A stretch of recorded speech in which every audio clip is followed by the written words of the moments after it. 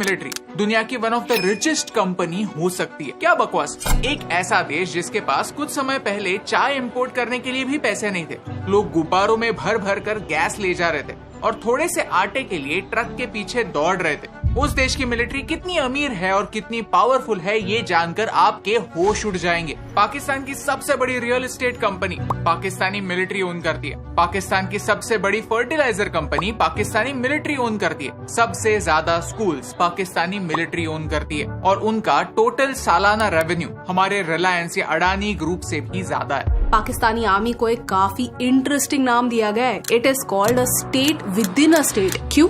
क्योंकि पाकिस्तानी मिलिट्री लोगों के लिए नहीं, प्रॉफिट के लिए काम करती है, पैसा कमाती है और वो पैसे अपने ही ऑफिसर्स में बांट देती है। ये हम नहीं, पाकिस्तानी मिलिट्री एक्सपर्ट्स कहते हैं। ये हुआ कैसे और इससे भारत को क्या फर्क पड़ता है, चलिए जानते हैं आज के इस वीडियो में। ये है हमारी सीरीज पाकिस्तान एक्सप्लेन, जहां हम हमारे कॉम्प्लेक्स नेबर पाकिस्तान को समझने की कोशिश करेंगे, लेकिन एक इंडियन पॉइंट ऑफ व्यू से। अगर आपको इस वीडियो से वैल्यू मिलती है तो इस चैनल को सब्सक्राइब करना ना भूलिए। ये आपके लिए तो फ्री है, लेकिन इससे हमारी बहुत हेल्प होती है। लेकिन वीडियो स्टार्ट करने से पहले let me tell you about the sponsor of today's video, coding invaders, जिनका मिशन है भारत के यूथ को फ्यूचर प्रूफ बनाना, ताकि हम हमारे पर्सनल लाइफ के साथ साथ आने वाले इकोनॉमिक चैलेंजेस के लिए भी तैयार हो। अगर आपका बैकग्राउंड टेक में नहीं है और आपको कोडिंग का सी भी नहीं आता तो नो प्रॉब्लम। कोडिंग इन्वेडर्स का डेटा एनालिस्ट कोर्स ऐसे ही लोगों के लिए बना है जो एक नॉन टेक बैकग्राउंड से आते हैं। अगर आप एक फ्रेशर हैं या आपके करंट जॉब प्रोफाइल से खुश नहीं है और कुछ नया और फ्यूचर प्रूफ ट्राई करना चाहते हैं, देन ट्राई कोडिंग इन्वेडर्स। इनका जॉब गारंटी बैच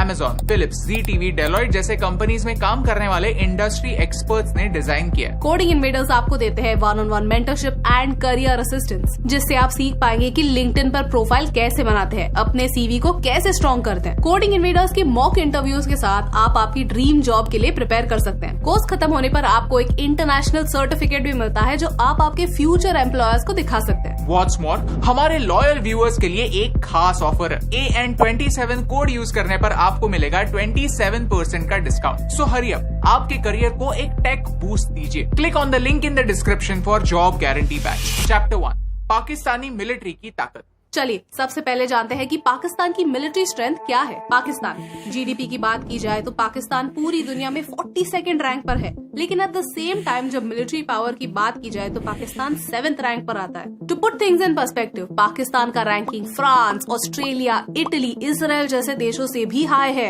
ऐसा क्यों? क्योंकि पाकिस्तान की मिलिट्री पाकिस्तान की सबसे पावरफुल ऑर्गेनाइजेशन है। चलिए कुछ नंबर्स को देखते हैं। पाकिस्तान के पास इन टोटल 5,60,000 जवान है। पाकिस्तान के पास 2,000 से ज्यादा टैंक्स, 4,000 से ज्यादा artillery guns, 425 combat aircrafts, 9 submarines और 8 कॉम्बैट केपेबल एयरक्राफ्ट्स। चाइना के साथ मिलकर उन्होंने शाहीन 2 नाम का एक लॉन्ग रेंज मिसाइल डेवलप किया है, जिसकी रेंज है 2000 किलोमीटर्स।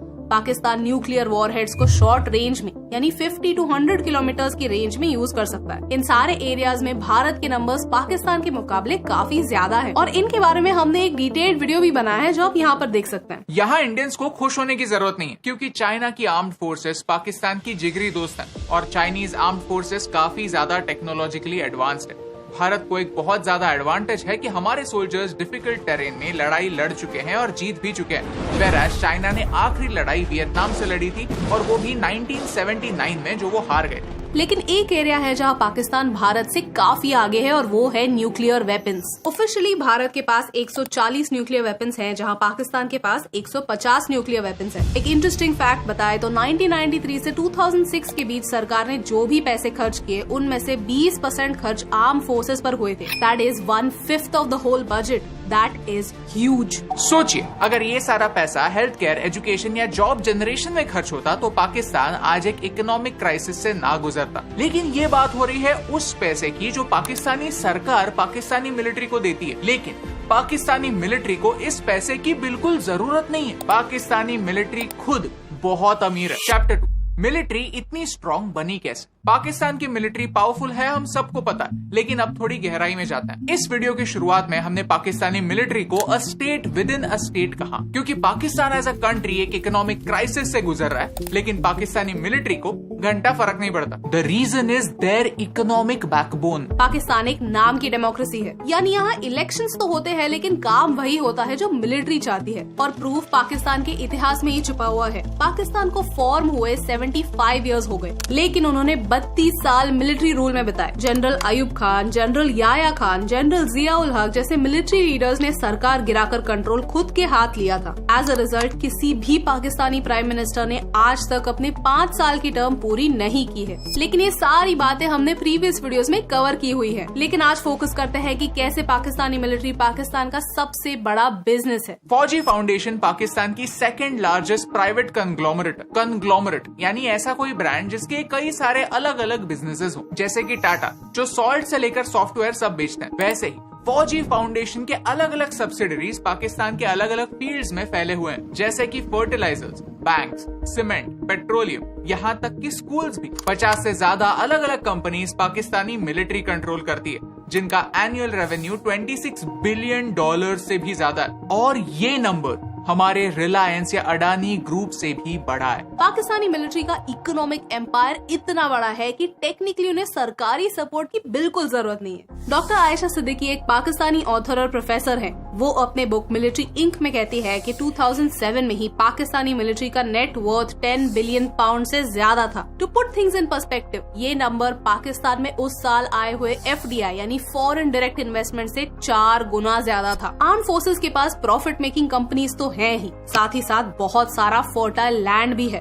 पाकिस्तानी आर्मी ऑफिशियली पूरे पाकिस्तान का 12% लैंड ओन करती है। पाकिस्तानी आर्मी का हर ऑफिसर एक करोड़पति होता है। जब एक मेजर जनरल रिटायर होता है तो उसे 240 एकड़ फार्म लैंड प्रेजेंट के तौर पर दिया जाता है, जिसकी ऑन एन एवरेज वैल्यू £500,000 होती है। उनके बच्चे फॉरेन में पढ़ते हैं। जब भी कोई कमांडर रिटायर होता है, उन्हें किसी हाई पोस्ट पर उन्हीं के किसी कंपनी में नौकरी दी जाती है। यानी उन्होंने ये सिस्टम ही बना दिया है कि आर्मी ज्वाइन करो, बड़ा ऑफिसर बनो, फिर रिटायर हो जाओ और ऐश करो। ये सारा डेटा और ये सारे वैल्यूज 2007 के हैं। सोचिए अब इसकी वैल्यू कितनी ज्यादा होगी। पाकिस्तान की मिलिट्री अपने फाउंडेशंस और उनके प्रॉफिट मेकिंग मशीन को इसी बेसिस पर चलाते हैं कि पाकिस्तान के सिविलियंस इनकॉम्पिटेंट और करप्ट ही हैं। उनसे बेहतर तो हम हैं। जब कोई ऑर्गेनाइजेशन जो लोगों को प्रोटेक्ट करने के लिए बनी हो, वो खुद को लोगों से ऊपर समझने लगती है, तो उस देश का कुछ नहीं हो सकता। कहने का पॉइंट ये है कि आज पाकिस्तान की सिचुएशन ऐसी है कि वहाँ की मिलिट्री उनके लीडर से ज्यादा स्ट्रांग है। जो लीडर पाकिस्तानी मिलिट्री की बात नहीं सुनता, उसे हटा दिया जाता है और किसी ऐसे पपेट को बिठाया जाता है जो मिलिट्री की बात सुने। 2018 में जब इमरान खान पाकिस्तान के प्राइम मिनिस्टर बने, तो उनके क्रिटिक्स ने यही कहा कि इमरान खान के पास खुद का कोई एक्सपीरियंस तो है नहीं,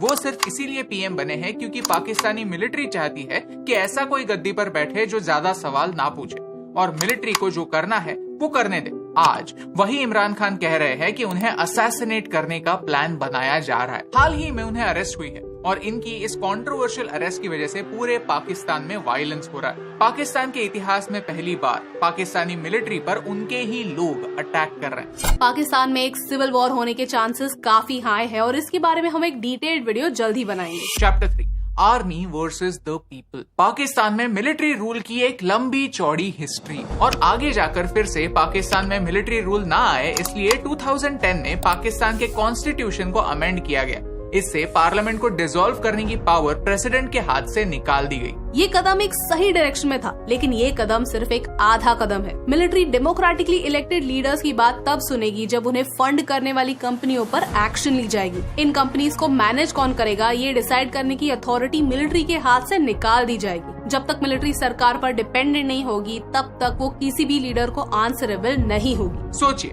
अगर जनता एक सरकार को चुनती है और उस सरकार को अपनी 5 साल की टर्म भी कंप्लीट नहीं करने दी जाती, और ये एक बार नहीं बार बार होता, तो कोई देश आगे कैसे बढ़े। पाकिस्तान का मिलिट्री डोमिनेंस पाकिस्तान के लिए एक विशियस साइकिल बनाता। देश में पॉलिटिकल इंस्टेबिलिटी है, इसलिए मिलिट्री रूल है। मिलिट्री रूल है, इसलिए बाहर की कंपनीज पाकिस्तान में नहीं आती और पाकिस्तान की प्राइवेट कंपनीज उभर कर ऊपर नहीं आती। तो लोगों की डिमांड्स फुलफिल कैसे होंगी?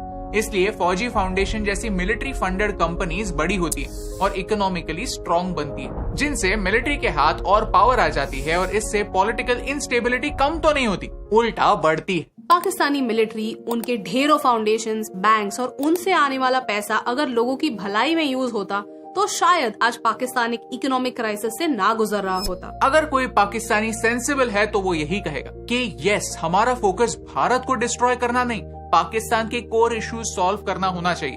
और नो, भारत पाकिस्तान पर कभी अटैक कर सकता है, इस डर से हमें मिलिट्री स्ट्रेंथ और बढ़ाने की जरूरत नहीं है। पाकिस्तान को कर्जा ले लेकर वेपन्स खरीदने बंद करने होंगे। फोकस खुद की इकोनॉमी पर करना ही होगा और लोगों के लिए जॉब्स जनरेट करने होंगे जो आर्मी से कोसों दूर हो सकता है कि आने वाले समय में पाकिस्तान के आम लोग ये मैसेज समझ जाए। इसीलिए आज पाकिस्तानी मिलिट्री को बाहर से नहीं, अंदर के लोगों से डर लगता है कि कहीं यही लोग हमारे अगेंस्ट रिवोल्ट ना कर दे और हम हमारे ही लोगों को कंट्रोल ना कर पाए। अगर आपको इस वीडियो से वैल्यू मिली, कुछ नया सीखने मिला, तो हमें सोशल मीडिया पर फॉलो करना ना भूलिए and make sure to check. जो है इतना ज्यादा जो इमरान खान की पार्टी भी है, इनको भी प्रेशराइज किया जा रहा है कि आधे से ज्यादा उनके लोग भी इनको छोड़कर चले गए हैं। पाकिस्तान में फिर वही चीजें हैं, सिर्फ पाकिस्तानी अवाम को बस इतनी उम्मीद है इमरान खान से, इमरान खान आएगा तो मुल्क बचा सकते हैं।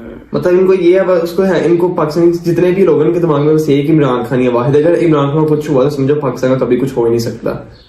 तो वो लोगों की ये सोच है कि इमरान आएगा, सबको फांसी देगा और इंसाफ करेगा। लेकिन इसके अलावा भी लोगों को होश आ गई है, होश आ गया। लेकिन पाकिस्तान का जो फ्यूचर है वो ऐसा ही रहेगा जहाँ तक मुझे लग रहा है। क्योंकि हमारी जो एस्टेब्लिशमेंट पैसा लिया और बैर लेके चले गए, जिस तरह वो पहले भी पापा जॉन वाले भी गए, लेकिन इतना नहीं पैसे का मुझे पता। पाकिस्तान में जो ऑनर्स कंपनी है उनका इतना आइडिया नहीं था। हाँ, हम पढ़ते तो रहते थे फौजी फर्टिलाइजर, लेकिन ये वाकई नहीं पता था कि फौजी फर्टिलाइजर का मतलब क्या है। हमें तो ऐसे लगा कि ज्यादा पैसा उनके पास है। फौजी फाउंडेशन स्कूल्स, हम बड़े शौक से अपने बच्चे भेजते हैं फौजी बिल्कुल, हमें फौजी स्कूल में भेजना बच्चों को, अच्छी ट्रेनिंग में, अच्छी ट्रेनिंग। ये नहीं पता था कि वो सारा कंट्रोल ही करते हैं कॉलेज स्कूल यूनिवर्सिटी। मुझे तो ये लगता था कि ना ऐसे ही किसी बंदे ने ना मतलब बनाया है और बना के। अच्छा, जब आप साहब को पता ही नहीं है, पाकिस्तानी नहीं है ना, पाकिस्तान में रहता नहीं है, इसको तो कुछ पता नहीं। वीडियो भाई बड़ी अच्छी इंफॉर्मेटिव थी, लेकिन पहले जो इतना ज्यादा डाटा है इसका तो अंदाजा नहीं था। डाटे का बिल्कुल अंदाजा नहीं था, लेकिन ये तो पता था ना कि हमारे मुल्क में चल क्या रहा है। इसके ये भी नहीं ना पता हमारे तो 70% बजट है, वो कौन खाता है। हाँ, जब भी इससे बात करते भाई 70% ऐसा कैसे मुमकिन हो सकता है, सारा तो वो ले जाते हैं, फिर मुल्क कैसे चलता है, क्योंकि मुल्क चला ही वो रहे हैं भाई साहब। 70 कोई नहीं, वो